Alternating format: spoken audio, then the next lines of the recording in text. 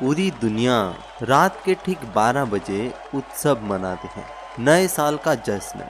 नए साल के साथ साथ अपने जीवन में भी कुछ नया होने की आशा लेकर। मगर तारीख या पंचांग क्या होते हैं ये? सिर्फ समय को जानने का एक तरीका नहीं। कैलेंडर दरअसल एक जरिया है जिससे हम अपने प्रकृति माता के अंदरूनी भावनाओं को समझ सकते हैं। इसका मतलब हमारे सोच से भी गहरा है। नए फूलों का खिलना, नए जानवरों का पैदा होना, हमारे फसलों का खाने लायक बनना, मौसम में बदलाव और उसकी तरह तरह की खूबसूरती, ये सब कुछ हमारे प्रकृति के भावनाओं को दर्शाता है। जब हम कुछ नया बोते हैं या फिर हमारे बीच कोई नया आता है तो वो अपने आप में प्रकृति के कला और समय के बहाव का प्रतीक होता है। सब कुछ हमारे प्रकृति से जुड़ा हुआ है।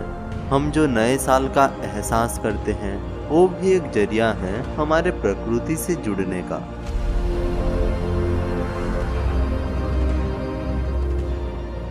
इसीलिए भारत में नए साल की शुरुआत त्योहारों से होती है। हिंदू कैलेंडर विक्रम संवत के अनुसार नया साल अप्रैल महीने में आता है।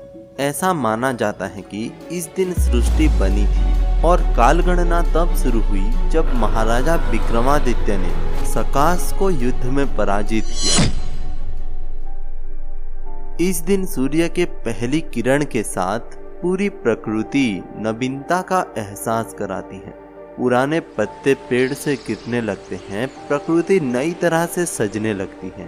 फिर साल भर के सभी त्योहार भी हमें प्रकृति से जुड़े रहने का और एहसास कराती है। पहले के भारत में ये हमें हमारे साधनाओं में मदद करते थे। ये सिर्फ कोई तारीख नहीं बल्कि ये प्रकृति के हर छोटे छोटे भावनाओं के साथ हमारे साधनाओं का तालमेल बनाता है। इसके पीछे एक गहरा विज्ञान है।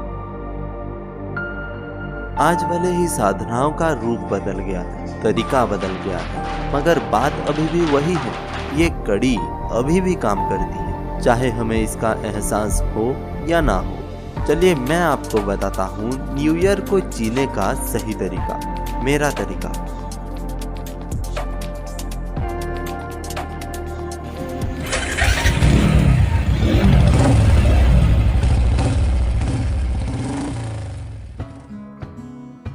ये रास्ते, ये पहाड़, ये हवाएं, ये नदियाँ, सब कुछ मुझे नई शुरुआत का एहसास कराती है। 23 साल का सफर, अलग अलग तरह के लोग, जितने लोग उतनी कहानियाँ। हर गुजरता साल मुझे कुछ नया सिखाती है।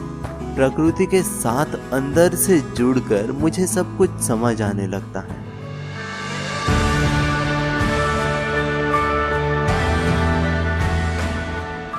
और इस बीच मैं अपने आप से एक सवाल पूछता हूँ, मेरे सफर का क्या मकसद है?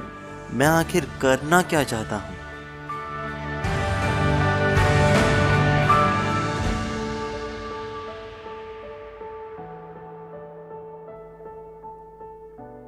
सोचिए, एक पल के लिए सब कुछ थम सा गया है। अपने अंदर झांकिए। आप जितने साल भी जी चुके हैं, आप अपने बारे में और अपने जीवन के बारे में क्या सोचते हैं? आप जहां पर पहुंचना चाहते हैं, अपने रास्ते पर आप कहां पर हैं? कहीं आप रास्ता भटक तो नहीं गए? अपने आप को ढूंढिए। बिगड़े हुए रास्तों से वापस जाइए अपने सही रास्ते पर।